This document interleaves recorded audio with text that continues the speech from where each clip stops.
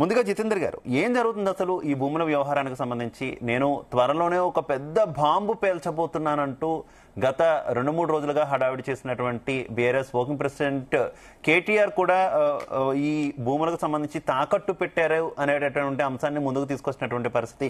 అయితే అది తాకట్టు కాదు అంటూ అటు బ్యాంకు కూడా ఒక క్లారిటీ ఇచ్చింది, మీరు కూడా ఒక క్లారిటీ ఇచ్చే ప్రయత్నం చేస్తున్నారు. కాకపోతే దీని వెనకాల చాలా పెద్ద భాగోత్వం జరిగింది, ఇదంతా కూడా భూ కుంభకోణం అంటున్నారు కేటీఆర్. ఏం జరుగుతుంది అసలు ఈ భూముల వ్యవహారంలో?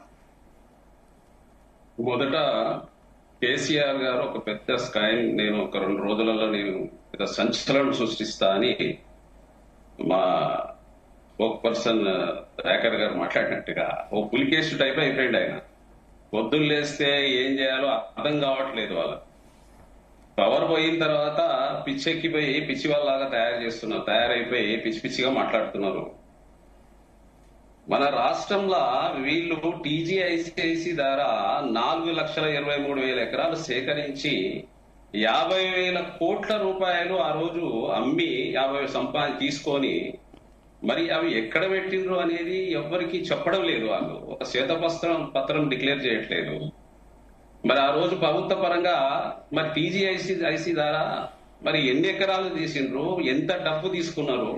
మరి ఇదే కోకపేటలో 100 కోట్లకు ఎకరా అమ్మిండ్రు.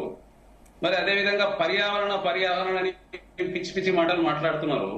మరి ఇక్కడ ఉన్నటువంటి సెక్రటరేట్ కట్టినప్పుడు కూడా పెద్ద పెద్ద వృక్షాలను ఒక దాదాపుగా 50 సంవత్సరాలు 100 సంవత్సరాలు ఉన్న వృక్షాలను కూల్చింది కదండి. కాళేశ్వరం కట్టినప్పుడు 17,000 ఎకరాలలో వృక్షాలను కూల్చిండ్రు. ఇట్లా ఈ విధంగా వారు చేస్తేనేమో ఒప్పు, మేము చేస్తేనేమో తప్పు. మరి ప్రభుత్వం నడపాలి అంటే, మరి ఉద్యోగాలు రావాలి అంటే, మరి ప్రజలకు సంక్షేమం జరగాలంటే మరి వాళ్ళు దాదాపుగా 7 సంవత్సరాలల్లా మరి దాదాపుగా 7 కోట్ల 10 సంవత్సరాలల్లా దాదాపుగా 7 లక్షల కోట్ల రూపాయలు అప్పు చేసిండ్రు. మరి ఆ అప్పు అనేది ఎక్కడెక్కడి నుంచి తెచ్చిండ్రు, ఏం చేసిండ్రు, మరి ఎన్ని భూములు అమ్మి చేసిండ్రు? వాళ్ళు శ్వేతపత్రం డిక్లేర్ చేయాలి కదండి. వాళ్ళు ఎలాంటిది చేసేదే లేదు. పొద్దున్న లేస్తే ఎంతసేపు హెచ్ఈయు భూములు, అక్కడ పర్యావరణం మీద అయిపోతుంది. మరి వాళ్ళు చేసినటువంటి ఇప్పుడు దాదాపుగా 50,000 కోట్ల రూపాయలు సేకరించిండ్రు టీజీఐసి ద్వారా.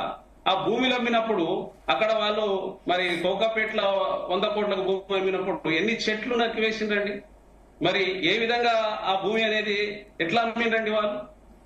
మరి ఈరోజు ప్రజా సంక్షేమం కోసము ఈ రోజు మేము ఏది తీసుకున్నా కూడా గడిచిన సంవత్సరంలో మరి అనేక రకాలుగా ఈ రోజు అభివృద్ధి పదవులు నడపడానికి మరి ఎంత అప్పు చేసినాము? వాళ్ళు 14లో అధికారం వచ్చిన తర్వాత సంవత్సరంలో ఎంత అప్పు తీసుకున్నారు వాళ్ళు?